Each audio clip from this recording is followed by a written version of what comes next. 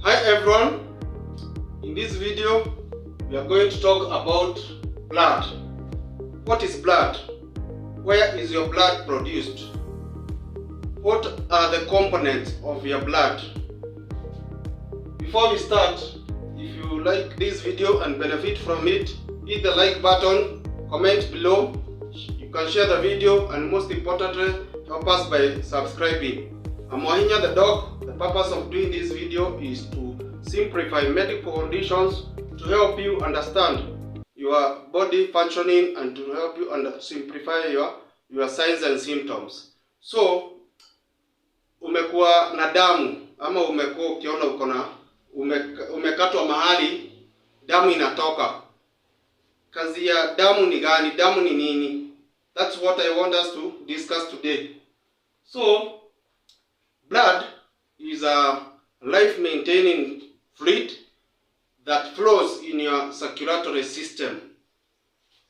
What is the color of your blood? Let me show you in this diagram here.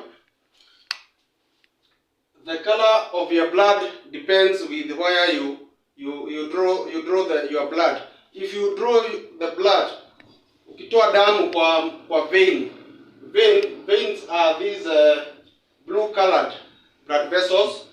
They carry blood from your body extremities back into your heart. So, if you draw blood from the vein, your blood will appear dark red. If you draw blood from your arteries, these are the arteries. These blood vessels that are colored in red. If you draw blood from your arteries, your blood will appear bright red because arteries carry the oxygenated blood, veins carry the oxygenated blood.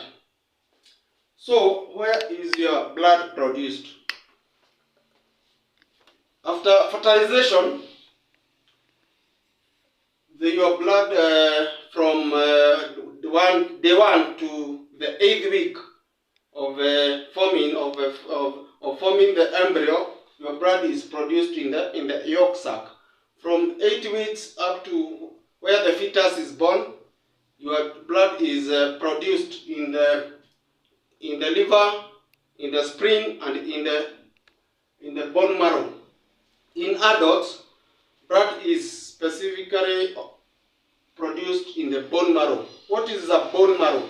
A bone marrow is a red spongy material that is within your bones. That is your large bones and long bones. For blood to be produced, we need some nutrients, some essential nutrients like iron, like vitamin B12, folic acid. Folic acid is vitamin B9. We also need proteins. We also need fats. We also need carbohydrates, and we also need a healthy bone marrow. So, in case maybe your bone marrow is sick or is diseased, like in case if you get a cancer of the bone marrow, that's what we call the cancer of the blood, leukemia. Your blood cells will have your bone marrow will produce defective blood. So, what are the components of your blood? Your blood has several components. So, if you look this diagram, this is a centrifuged blood. Centrifuged blood inamaanisha daktari anatoa damu maybe 1 ml from your vein, then take it into a machine where it is rotated under very high speeds. Then that blood will separate. It will separate according to the size of the cells and the weight of the components. So, this is the 1 ml of blood. After it is centrifuged, it will form 3 parts. The first part, the bottom part, will have red blood cells.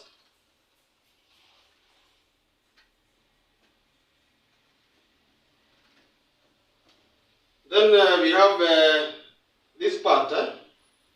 This part is called the Buffy coat. This part is called the Buffy coat.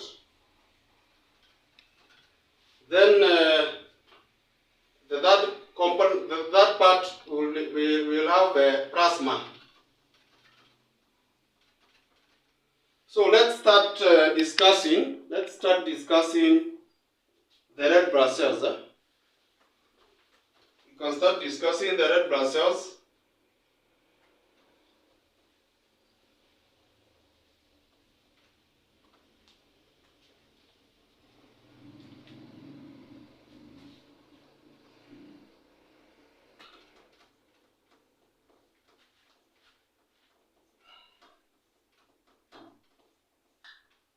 So red blood cells will occupy 44% of the blood. Red blood cells, their function is to transport gases or respiratory gases, that is oxygen from the lungs up to the whole body, and carbon dioxide from the tissues back to the lungs for breathing out. If you are a female, in 1 ml of blood, you have 4.5 million red blood cells. If you are a male, you have 5 million red blood cells per 1 ml of blood. That means you are a millionaire from that aspect. Red blood cells are produced every day in millions, because after 3 months, after 120 days, they get destroyed because they cannot function anymore. In short, they retire. They retire because they don't multiply. They are usually replaced by your body making new red blood cells. When you have what happens when you have a low number of red blood cells? This is a condition we call anemia. Anemia is when you have a few numbers of red blood cells in your circulation. It can be caused by if your body is not producing enough, or maybe you are bleeding, or maybe your body is producing unhealthy red blood cells that will get destroyed, that cannot live up to 120 days. So maybe they get destroyed faster. What do we call a condition where we have more red blood cells than normal? Sometimes your body can produce more red blood cells than normal. This is a condition we call polycythemia. This condition, sometimes there are people, sportsmen and women, that sometimes boost the number of red blood cells. This is what we call blood doping.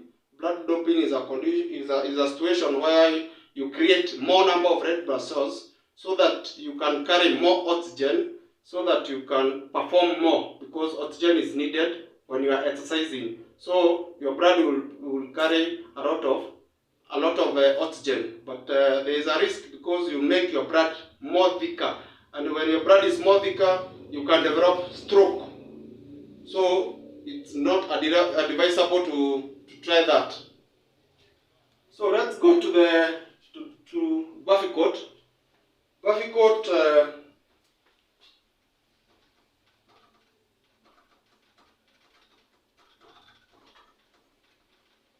Buffy coat contains two cells. It contains one platelets, two your white blood cells. We'll abbreviate them as WBC. So what are platelets? Platelets are blood cells that help to prevent bleeding, or usually clot. They form when your blood vessels is punctured or it ruptures. The platelets come together and form a patch and close that injured or punctured area of your blood vessel. That is that is how they functions in your circulation. Platelets per 1 ml of blood, they are 300,000 per 1 ml of your blood. They usually last only 10 days after they are produced. After 10 days, they die and your bone marrow produce new platelets. What happens when you have low platelets? When you have low platelets, that is below 150,000, you tend to have bleeding diseases. Bleeding diseases is like most of the time you'll be nose bleeding. Another time you'll have a skin condition. There's a skin condition where you bleed under the skin. One will form what we call a papilla. A papilla is a dot. Is a dot kind of spot that will occur under your skin. Then petechia is the same, but petechia is greater than 3 millimeters.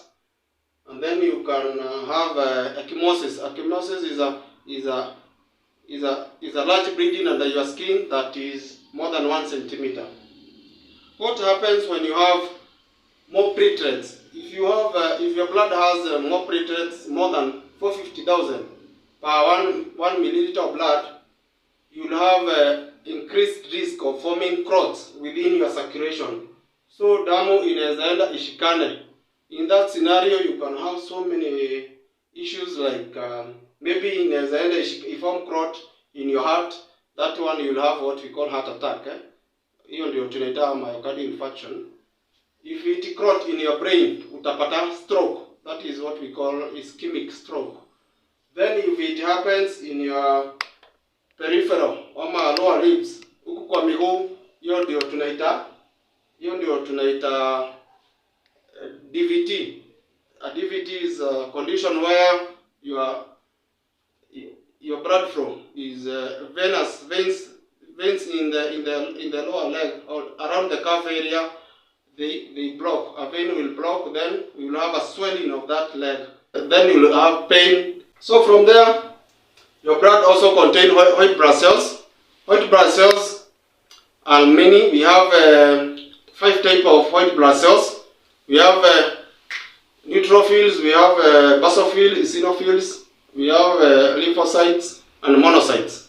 So your white blood cells, they operate like the Kenya Defense Forces. Kenya Defense Forces, we have the Kenya Army, we have Kenya Air Force, Kenya Navy. Like they have different functions. For like neutrophils, they fight bacteria. Eosinophils, they fight parasitic worms. Basophils, they operate like spies. Their work is if they detect an infection, they call other white blood cells. Then we have lymphocytes. Lymphocytes, their work is to fight viruses. Mostly lymphocytes are the ones that are attacked by the HIV virus. Then monocytes, they usually eat intruders. From there we have plasma.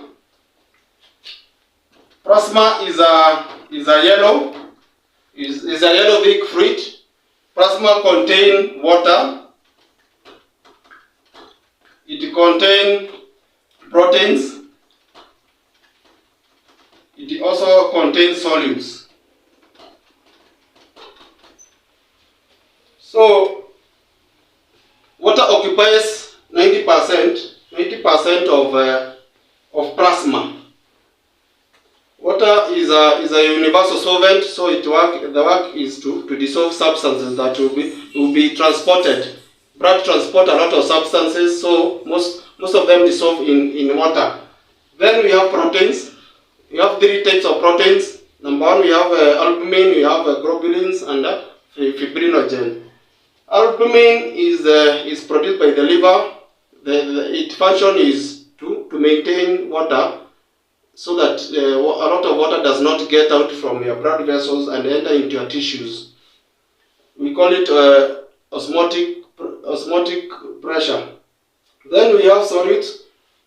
Solutes are like nutrients. Your blood has nutrients. It has mineral salts. Mineral salts ni zile mlisoma kwa periodic table. Sodium, potassium. Then we have metabolic metabolic waste. Your blood also has metabolic waste. It also has hormones, and lastly, your blood have enzymes. So your blood has a pH, a normal pH, which is 7.35 to 7.45. If pH goes beyond 7.45, that is a condition we call metabolic alkalosis, which is dangerous, even can result to death.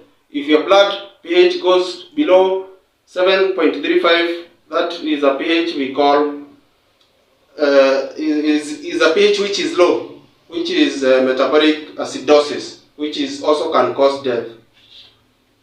So if you like this video, you benefit from it, please subscribe.